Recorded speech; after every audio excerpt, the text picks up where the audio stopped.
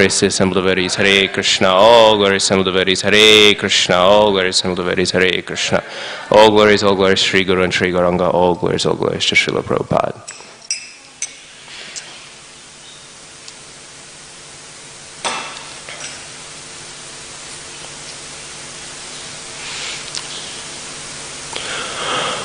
Om Namo Bhagavate Vasudevaya.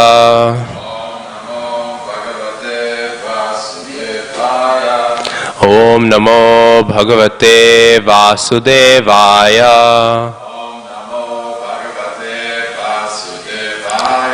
Om Namo Bhagavate Vasudevaya.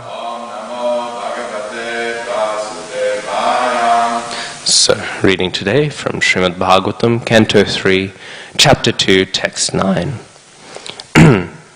Yena prajana mutta atmakarma Rupa bidhanam cha bidham vyadhata Narayano vishvargatma yonir Etachcha no varnaya vipravarya Yena prajana mutta atmakarma Rupa bidhanam cha bhidam vyadhatta Narayano vishvarg atmayonir Etachcha no varnaya vipravarya Yena prajanam mutta atmakarma Rupa bidhanam cha bidham vyadhatta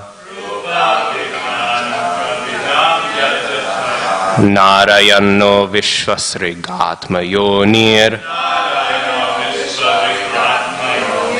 Etachcha no varnaya vipravarya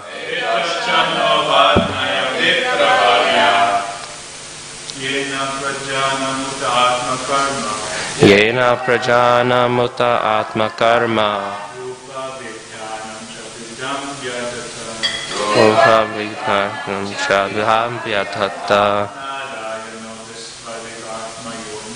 Narayano vishvasrigatma yonir Etachcha no varnaya vipravarya Yena prajana mutta atmakarma Rupa bidhanam cha bidham vyadhatta Narayano visvarga atmayonir Etachcha no varnaya vipravarya Yena prajana mutta atmakarma Rupa bidhanam cha bidham vyadhatta Narayano vishvasrigatma yonir Etachcha no varnaya vipravarya Yena, by which prajanam, of those who are born, Utta, as also, Atma karma, destined engagement, Rupa, form and feature, Abhidhanam, endeavors, Cha, also, Bhidam, differentiation, Vyadhata, dispersed, Narayanaha, the Supreme Personality of Godhead, Vishvasrik, the Creator of the universe, Atma Yonihi, self-sufficient, Etat, all these, Cha, also, Naha, unto us. Varnaya, describe. Vipravarya, a chief amongst the Brahmanas. In translation. O chief amongst the Brahmanas, please also describe how Narayan, the creator of the universe and the self-sufficient Lord, has differently created the natures, activities, forms, features, and names of the different living entities. Purport. Every living being is under the plan of his natural inclinations in terms of the modes of material nature. His work is manifested in terms of the nature of the three modes. His form and bodily features are designed according to his work, and his name is designated according to his bodily features. For example, the higher classes of men are white, shukla, and the lower classes of men are black. This division of white and black is in terms of one's white and black duties of life. Pious acts lead one to take birth in a good and highly placed family, to become rich, to become learned, and to acquire beautiful bodily features. Impious acts lead one to become poor by parentage, to be always in want, to become a fool or illiterate, and to acquire ugly bodily features. Vidura requested Maitreya to explain these differences between all the living creatures made by Narayana, the Supreme Personality of Godhead. In the translation again. O chief amongst the Brahmanas, please also describe how Narayana, the creator of the universe and the self-sufficient Lord, has differently created the natures, activities, forms, features, and names of the different living creatures. Translation and purport by His Divine Grace, A.C. Bhaktivedanta Swami Srila Prabhupada Ki Jai. Om Jnanatimirandhasya Jnananjana Shalakaya Chakshurunmilitam Yena Tasmai Shri Gurave Namaha Shri Chaitanya Manobhishtam Sthapitam Yena Bhutale Swayam Rupa Kadamahyam Dadati Svapadantikam Vandeham Shri Guru Shri Uttapadakamalam Shri Gurun Vaishnavamscha Shri Rupam Sagrajatam Sahagana Raghunathanvitam tam sajivam sadvaitam savadhutam parijana sahitam Krishna Chaitanya Devam Shri Radha Krishna Padan Sahagana Lalita Shri Vishakhanvitamscha He Krishna Karuna Sindhu Dina Bandhu Jagatpate Gopesha Gopika Kanta Radha Kanta Namostute Tapta Kanchana Gaurangi Radhe Vrindavaneshwari Vrishabhanu Sute Devi Pranamami Hari Priye Namo Mahavadanyaya Krishna Prema Pradayate Krishnaya Krishna Chaitanya Namne Gauratvishe Namaha Vanchakalpatarubhyascha Kripa Sindhubhya Evacha Patitanam Pavanebhyo Vaishnavebhyo Namo Namaha Jaya Shri Krishna Chaitanya Prabhu Nityananda Shri Advaita Gadadhara Shri Vasadi Gaura Bhakta Vrinda Hare Krishna Krishna Krishna Hare Hare Hare Rama Rama Rama Hare Hare. So, we're continuing our reading of Srimad Bhagavatam and going through this 5th chapter named Vidura's Talks with Maitreya. And today we are hearing about the various variegated forms of all different living creatures. There is the question, how are these, what are the differences between all of the living creatures that are made by Narayan? And as we know, there are many different creatures made by Narayan. And so with this question, there comes up the natural consideration of the organization, of course, of humans as well. All of the living creatures are organized, and humans are also organized appropriately. And there are all sorts of structures that are given. We can find all over the world today so many different systems by which humans are organized. We can find in the Arabian countries, there's something approximating Sharia law. Actually, people like to describe Saudi Arabia and all these countries as being under Sharia law, but technically they're not. They're in this sort of weird hybrid. Proper Sharia law isn't manifest on earth right now. And then we'll find in countries like China and North Korea Actually, China mainly, in the sense that in the same way that Sharia law isn't present, China isn't really communist anymore.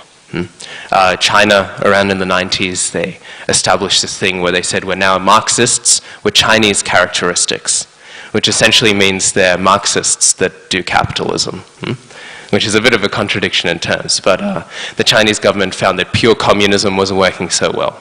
So China isn't pure communism either. North Korea is a little closer, but they're still not exactly there. They have their own sort of flavor of communism. And then, of course, we know in America, there's the hyper-liberal, liberal in the traditional sense of the word, government of like it's not a democracy, it's a federal democracy. We have the democratic system, which is built under a sort of capitalist mindset.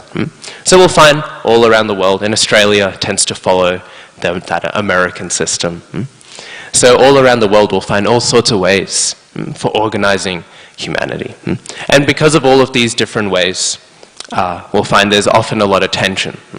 Over the past century or so, the majority of tensions have been either over money, in the form of oil and other natural resources, or over these ideological differences. We know there was the Grand Cold War, over which there was so much tension. Many people believed the world would end soon because of the tension between the communist nations and the non-communist nations, which is of course why the Vietnam War happened.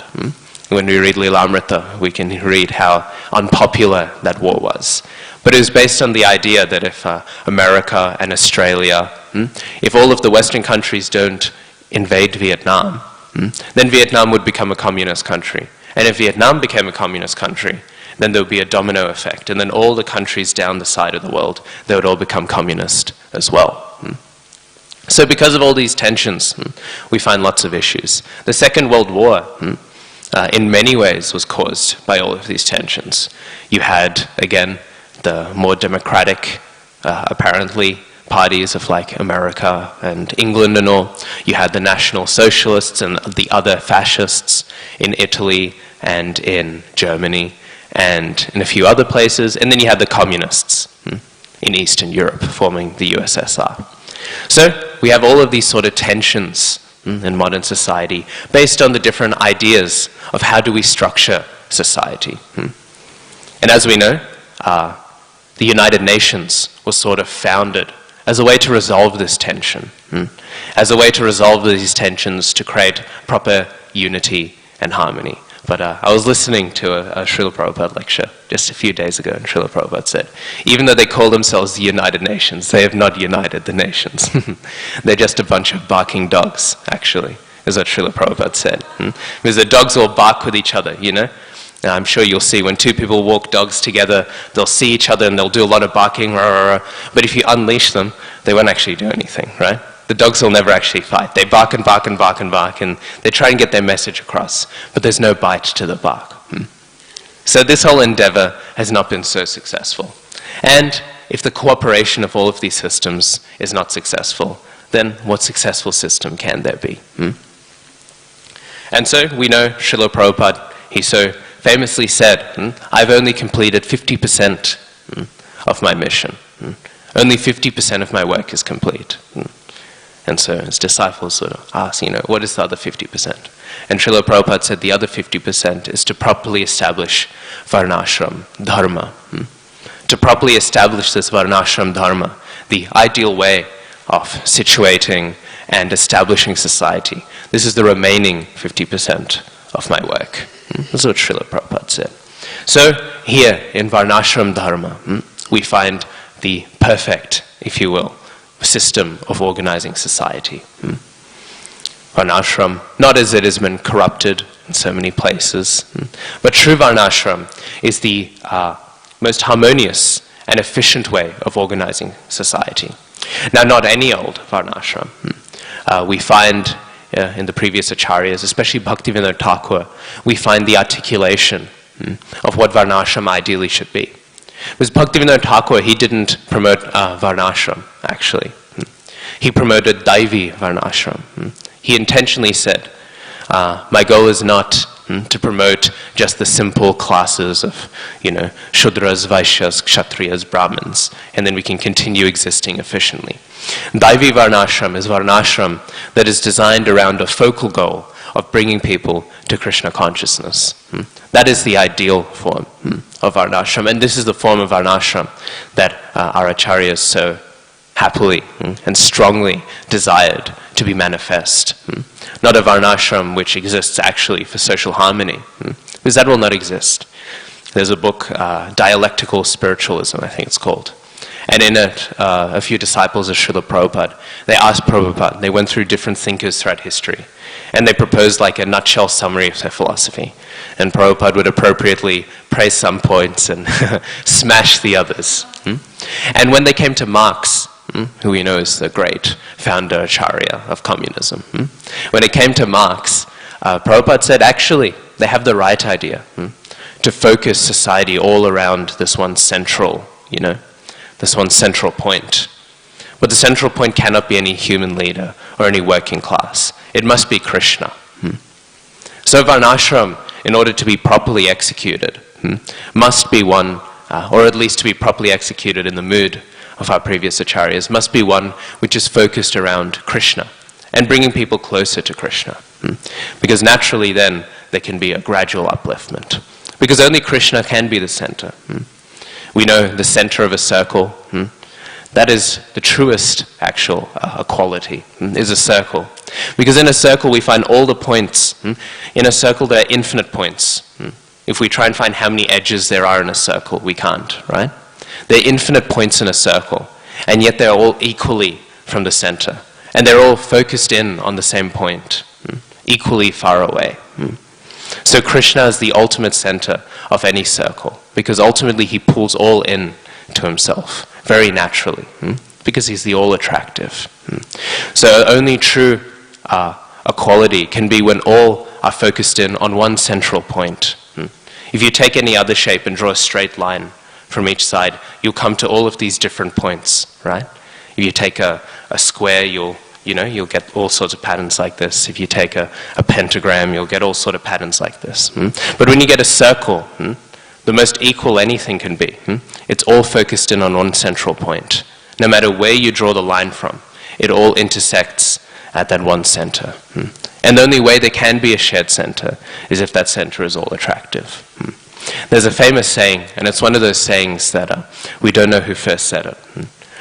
If you try to look it up, if you try to research it, you'll find 100 different citations of who was the person who came up with it. But essentially it says that God is a circle whose center is everywhere, but whose boundary is nowhere. And this is, I think, a very fitting description of Krishna. Because Krishna is all-pervasive, and yet he is the center of everything. Because he is all-attractive. But he is all-attractive because he is so infinitely attractive. So Krishna, we cannot find a boundary line to demarcate where Krishna begins or ends. But we can find his center to be everywhere.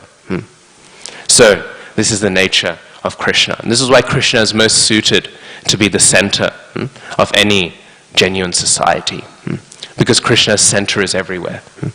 And wherever we are able to turn to that center.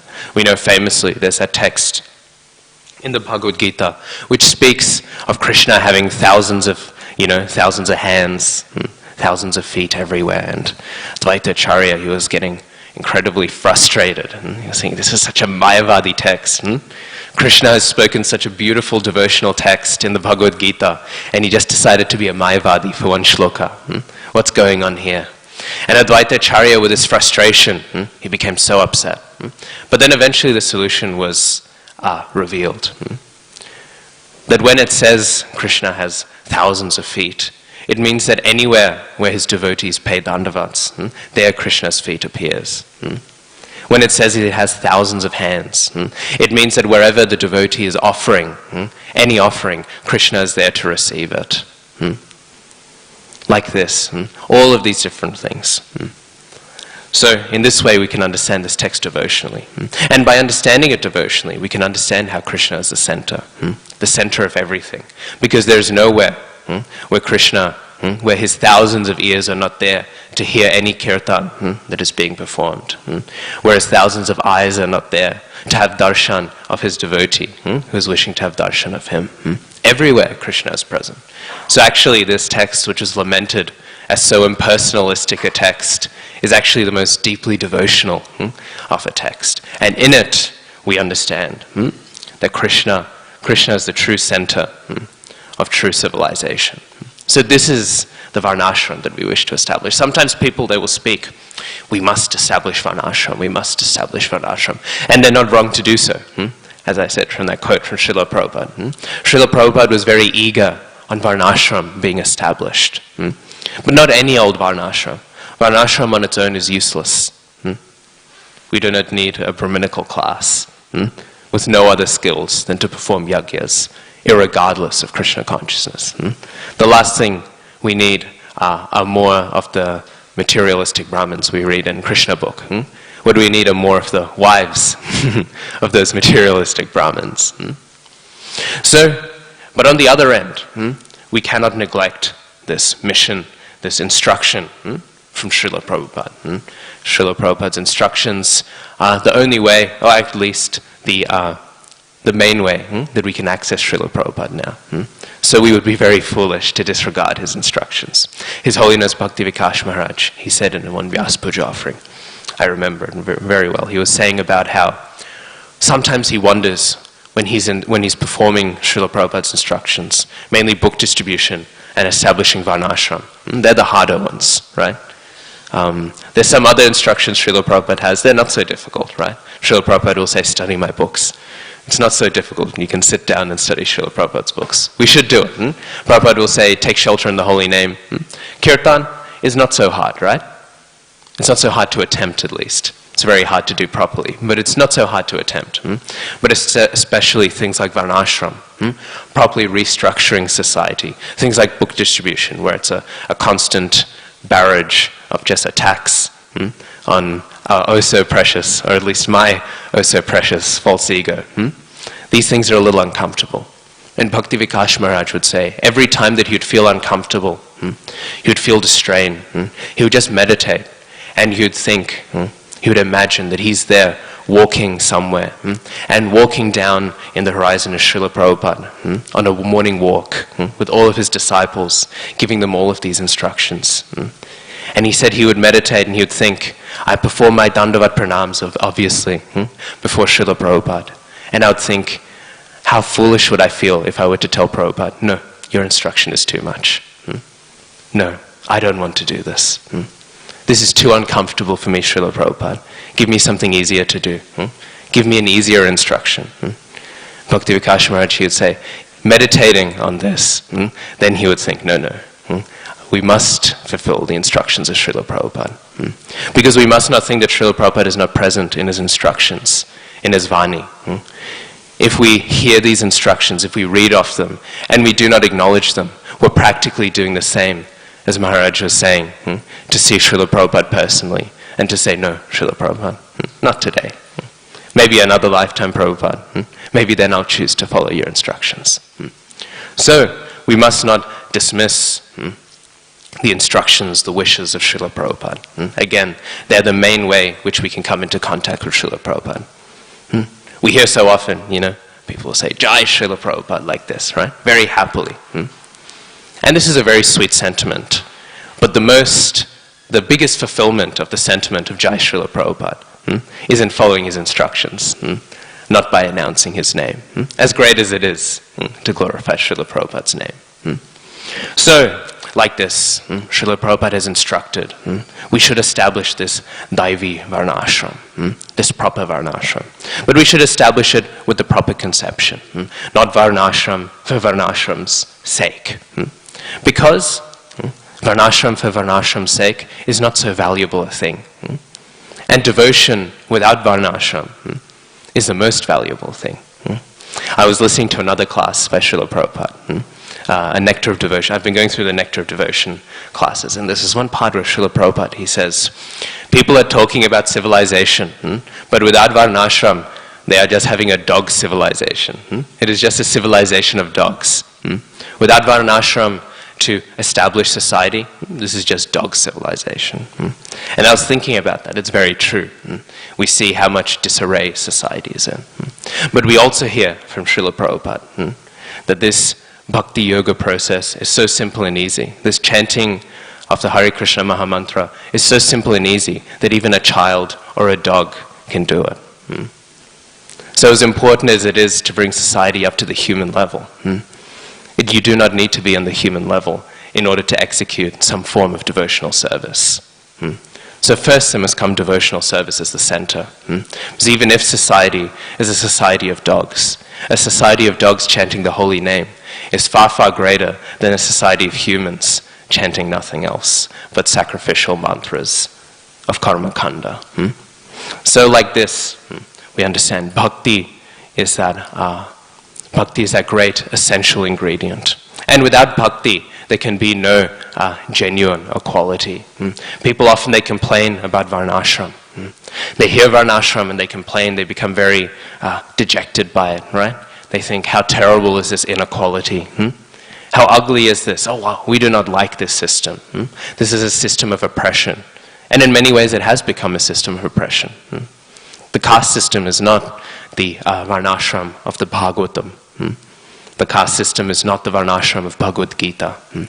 But what then do they propose? All of the other systems we have today? We don't even need to talk about the oppression that happens in communist countries. Look at America, right? They're still going, but we just finished hearing so much of these protests in America over racial inequality. So deep runs the oppression that there was marches and protests non-stop for months. So is this that great system they're proposing to say that will resolve oppression? A system that's so perfect that they need to protest it for months and months and months to show, or to at least get some attention for discrimination? So many people, they complain. They say varnashram is oppressive. Varnashram leads to inequality. But what are all the other systems they propose? Are they any better? They're just as bad, and they're if not worse. Because they're all based on exploitation. As is varnashram, which is not daivi varnashram. Varnashram that is independent of devotional service to Krishna is one that is inherently based on exploitation. Why? Because it is inherently based on the material nature. It is inherently based on the basic desire of all of the individual spirit souls, which in this conditioned state is one of exploitation. So there'll be all sorts of revolutions. There'll be this system that gets established and that system gets established. Every single time there's an election in any country, we'll always hear, this is the time we have to save our country, right?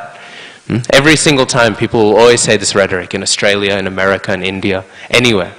Every single election is the most important election that's ever happened. And what happens after every election? The most important election happens after that one, right? Nothing really changes. Because no matter how many upheavals, then if we want to say outside of elections, how many revolutions, how many times have kings been killed, governments dissolved, and what happens the next time?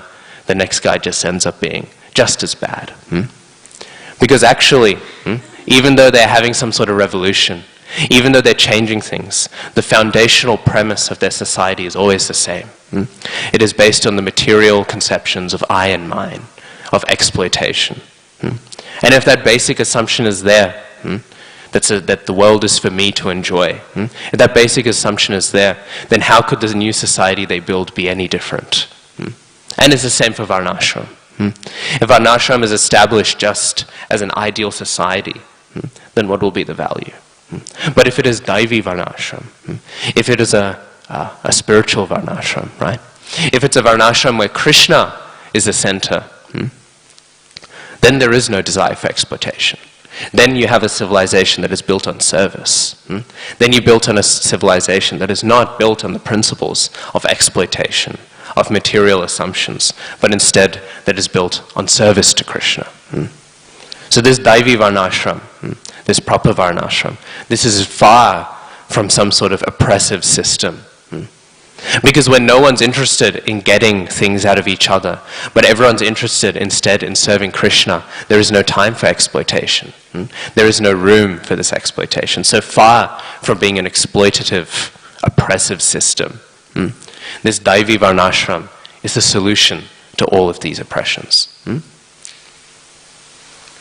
And why so? Because bhakti itself is a great equalizer. Bhakti itself is what brings true equality. Bhakti itself runs contrary to Varnashram so often. We know Sutta Goswami. Sutta Goswami is so important to us. Sutta Goswami, that great narrator of Bhagavatam. And yet, he's from a mixed low-caste birth. He's from a mixed caste background, right? Srila Bhakti Siddhanta Saraswati Thakur, he told his disciples, he said that my disciples, they are free to marry within their jati if they wish. But my more faithful disciple, he will marry outside of his jati. My most faithful disciple will marry another devotee, irregardless of what family they come from. Because they will understand, right, that actually it doesn't matter, these jatis or anything. Bhakti is a great equalizer of all things. So Srila Bhakti Siddhanta Saraswati Thakur, he taught this. And actually Srila Bhakti Siddhanta Saraswati Thakur's pastimes, they were all in many ways reinforcing this point. Traditionally, at the point of second initiation, actually traditionally second initiation didn't exist. That's something that gets developed by Srila Bhakti Siddhanta Saraswati Thakur Prabhupada. But traditionally at the time of Diksha, one didn't get a Brahminical thread. One received the mantras. And we can see this. If we read Brihad Bhagavatamrita, what was the initiation? It was the speaking of a few mantras and that was it, right? There was no fire sacrifice. There was no Brahminical thread. A few mantras were heard and that was, there we go. That's the fullness of Diksha, right? But Srila Bhakti Siddhanta Saraswati Thakur, he gave this Brahminical thread for what reason? In order to make the point that even if my disciples, if they are truly my disciples, if they are truly Vaishnavas, even if they were a dog eater yesterday, by coming to devotional service, they're more qualified than any other person wearing this Brahminical thread. So why should they not wear it? This was the point he was making.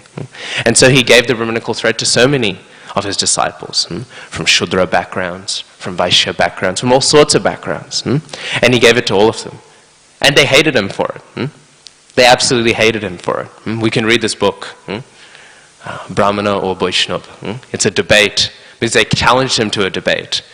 And they were saying, this Bhakti Siddhanta Saraswati Thakur, he's causing a disturbance to society.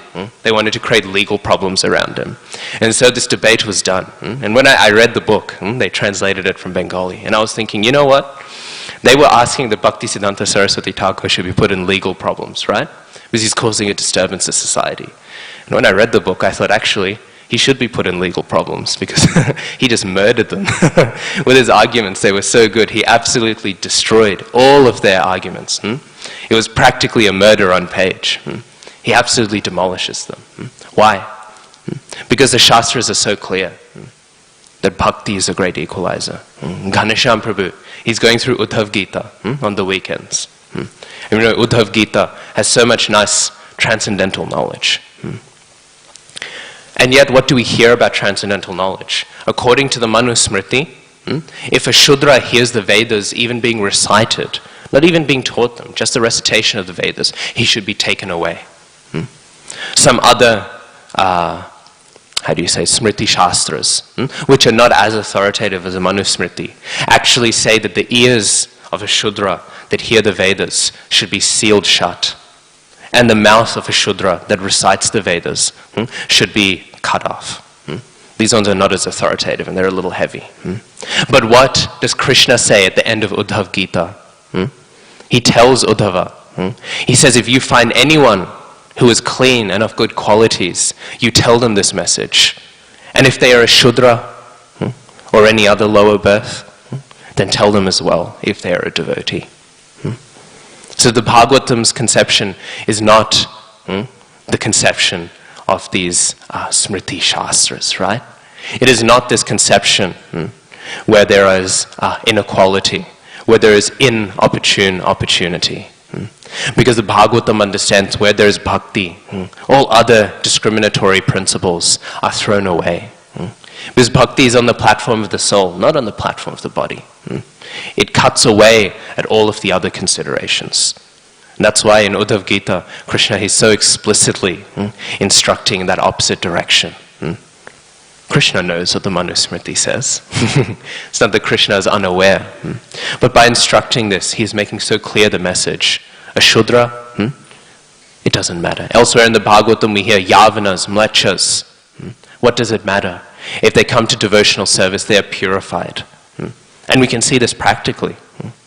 Obviously in ISKCON, very practically. But even historically, the first archaeological evidence, if you will, if you go through the evidence of digs and everything we have of worship of Krishna, was not done by an Indian person or a Brahmin.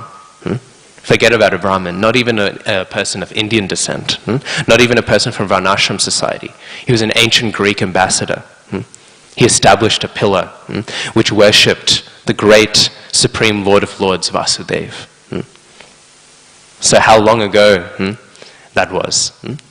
So this attitude, sometimes people would criticize Srila Prabhupada. Oh, you are preaching to all of these mlechas, you're preaching to all of these yavanas.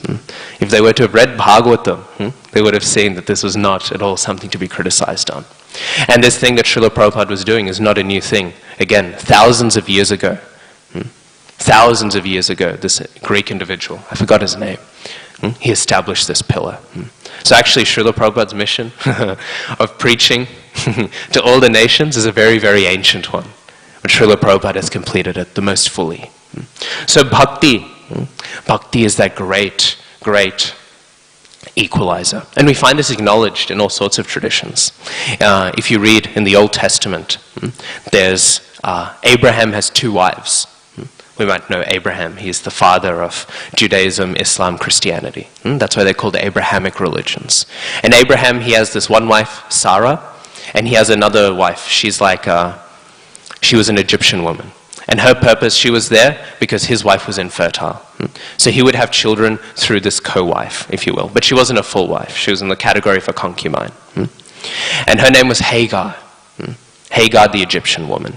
And when you see her, whenever they speak about her in the Old Testament, they don't even mention her name. They don't acknowledge her. They don't give her any value, really. And she's constantly actually mistreated by Sarah, the actual wife of Abraham. Because Sarah would get jealous of Hagar. She would think, I'm infertile, and here's Hagar providing all the children. And she would become very jealous, and she would mistreat Hagar. And so Hagar, at one point, she fled from the family, and she went out into the desert. This is in Genesis 16, something like that. And she went out into the desert, and fleeing out, she completely escaped. And at that point, even though no one else had acknowledged her, at that point it's described God appears to her, and he says, Hagar, where are you going? And then Hagar, what does she do? She responds. And she's the first person in the Bible to actually give God a name. This is a very significant thing, of course, to name God. That's a high level of intimacy. And what does she say? She calls him El Roi. El Roi in Hebrew means the God who sees me. Because everyone else did not see her. She was ignored, she was neglected. She was the most oppressed, the most discriminated against. She was an Egyptian, which in that context was not considered a great birth. In Jewish society, to have a Jewish birth is like having a Brahminical birth, if you will, right? It's the highest birth. So she had the lowest birth, and she wasn't even a full wife of Abraham. She was just there to produce children. She had no other purpose. And she was mistreated. Again, they never really referred to her by name. But God appears then. And what does he say? He calls her by her name. And then she has that level of intimacy to be able to return back and call God a name as well. So here we find again that devotion, it can be found among all sorts of people, among anyone. You do not give a name to God if you just want to use him. Then he's just God, the bread giver, right? But she wanted nothing else than the darshan of the Lord, right? The Lord, El Roi, is the Lord who sees me, even though no one else sees me. So we can find this story in all sorts of places, with these sort of stories in all sorts of places. Devotion is that genuine breaker of all boundaries, even if they're created by Varnashram.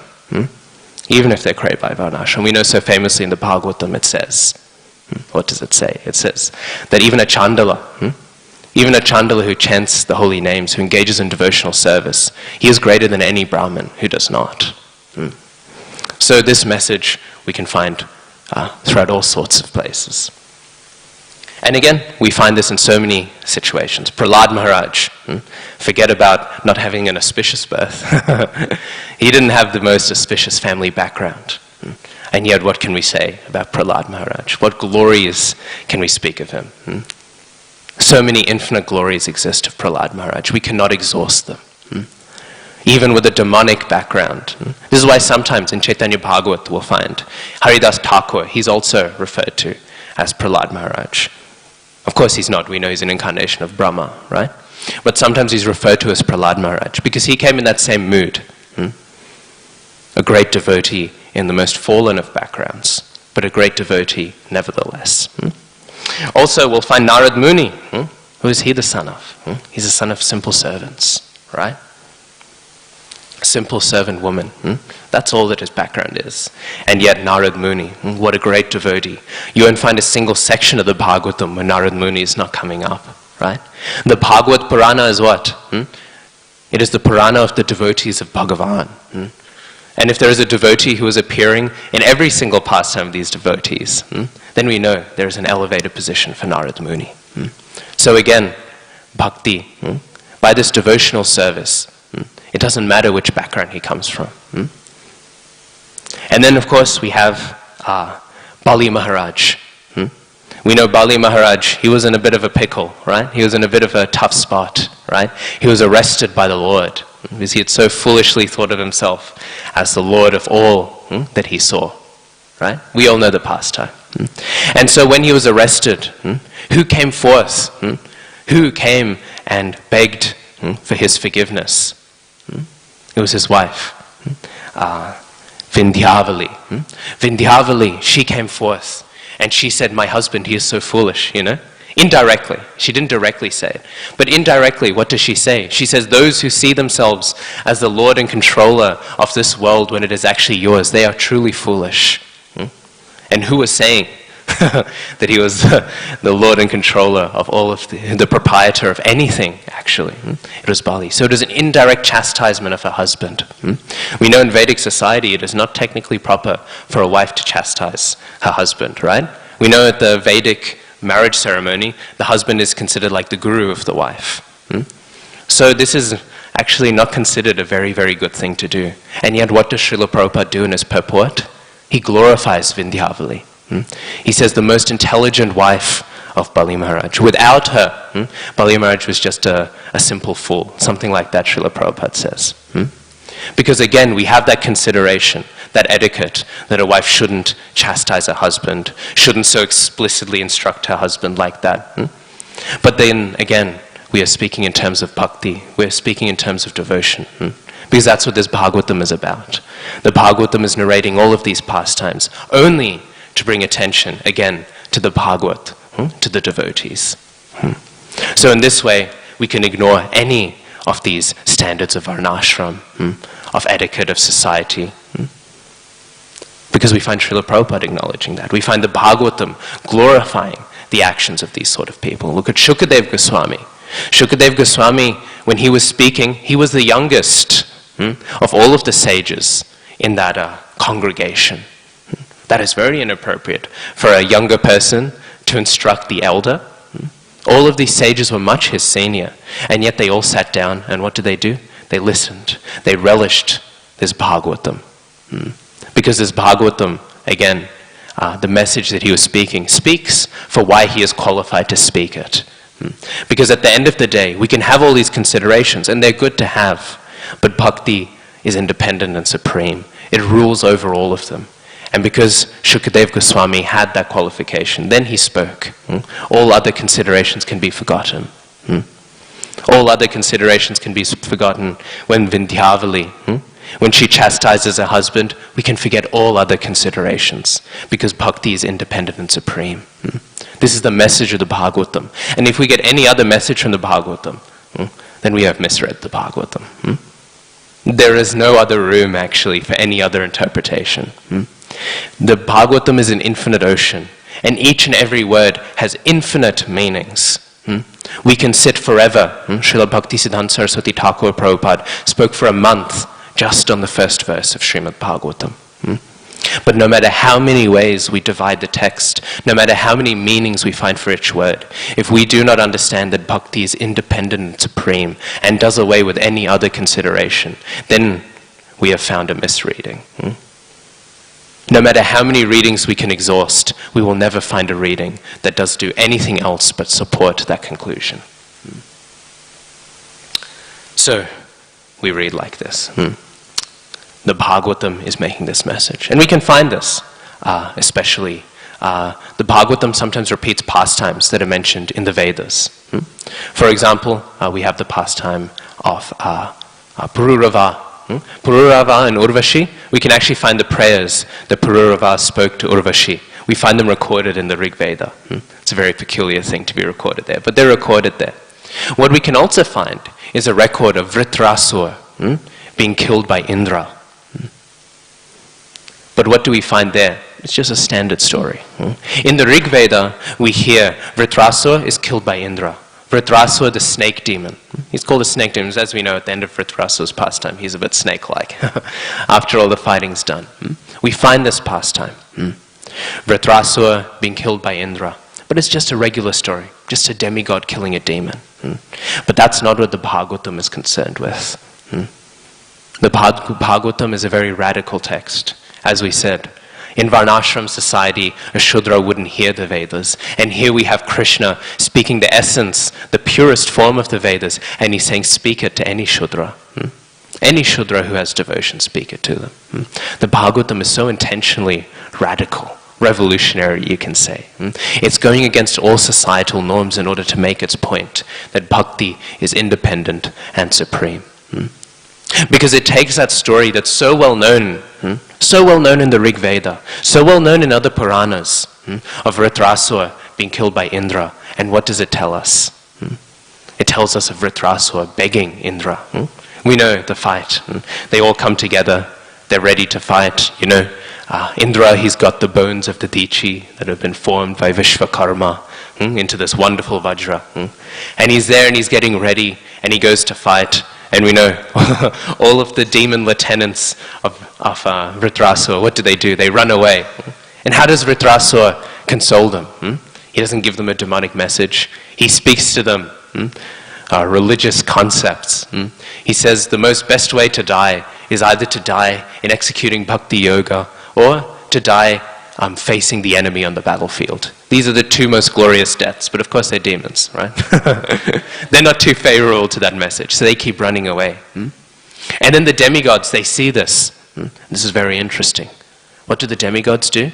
They attack these demons with their backs turned to them. What a dishonorable way to fight someone. What a dishonorable way to kill someone. Kill a coward who's fleeing. We know when Kali appears to Maharaj Parikshit. Maharaj Parikshit, because Kali had simply just surrendered, Maharaj Parikshit could not slay him down. I mean, look at the world today. How many troubles could have been avoided if Maharaj Parikshit had just killed him? And yet Maharaj Parikshit, the embodiment of religious qualities, he gave him shelter. Far from not killing him, he gave him shelter. Does Kali deserve that? Not at all. But this is religious qualities, right? So in the same way, the demigods, or rather in the opposite way, the demigods, they're seeing these fleeing cowards and they go to kill them. And then Vritrasura, going from chastising his lieutenants, begins to chastise those demigods. Bhagavatam's making a very interesting point here. It's saying these standards of good and bad, piety and impiety, these standards are there, but they're very morally grey. Actually, even the pious in this material world, they are not situated in such a great platform. Piety is not the main concern. Even the pious demigods would do something as bad as that. And who chastises them? Who chastises them on the principles of religion? The demon Vritrasura. Bhagavatam's making the point. If the essence is there, if the essence of devotion, and what is Vritrasura's devotion? We'll hear later on. What does he beg? He begs only to have the service and association of the Vaishnavas. That is all the qualification one needs to be a devotee, right? So Vritrasura, by his qualification of being devoted, of being a great personality, even though he was a demon chastising the demigods and the principles of religion. The Bhagavatam is not unself-aware when it is making these points, because these are points we do not find elsewhere. The Bhagavatam is not, we sometimes hear the Puranas are categorized in 3 categories: Rajo, Tamo, and Sattva, right? Rajas, Tamas, and Sattva Gun, right? But actually, and sometimes the Bhagavatam is put in the Sattva Gun category. But actually it's not in the Sattva Gun category. It's in the Shuddha Sattva Gun category. It's in the transcendental mode. It is not speaking of goodness, because if it was speaking of goodness, we would hear of the glories of the demigods. But we're not hearing the glories of the demigods. We're hearing the glories of the devotee. And the devotee can be a demon. He can be a demigod. It doesn't matter where he is situated. So like this we hear. And then we know it goes on. Indra, he launches his club. He throws his club, because at the roar of Vritrasura, in his anger against the demigods, they all faint, and he tramples over them. He doesn't kill any of them. My spiritual master was saying in some commentaries, it actually mentions that he was stepping over them only in order to aggravate Indra, so that Indra would come and kill him. He didn't actually want to kill any of the demigods. He intentionally stepped in a way that he would do them the minimal damage. And then when he threw the club, at seeing this, it worked. Indra got angry. But then of course Vritrasura, he has to play his role. So he grabs the club. It's described, he grabs it by its handle. He doesn't even catch it and reorganize it. So masterfully he grabs the handle and he throws it right back. And then he hits the elephant. But then he stops. He doesn't attack again, because he doesn't actually want to kill the elephant. He just wants to aggravate Indra into killing him. And then Indra, we know he stops and he heals the elephant. He makes the elephant feel much better. But now Indra is in a bit of a pickle. Indra is in a bit of a problem here, because Indra is thinking, I've got this weapon here, such a powerful weapon. Dadichi, he gave up, he let his soul leave his body in order to give us this. And this is so valuable, so powerful. And Vishvakarma, the architect of the demigods, he put so much time into making this. If I throw this, he's just going to catch it and throw it back at me, just like he did with my club. So Indra, he became very, very worried at that point. And then as we know, I don't have time to get into the rest of the pastime, but as we know, there's a back and forth. And then Indra, he doesn't want to kill Vritrasura. And Vritrasura, he says, you're a demon. You're a demigod. I'm a demon. You must kill me. It is the way things are.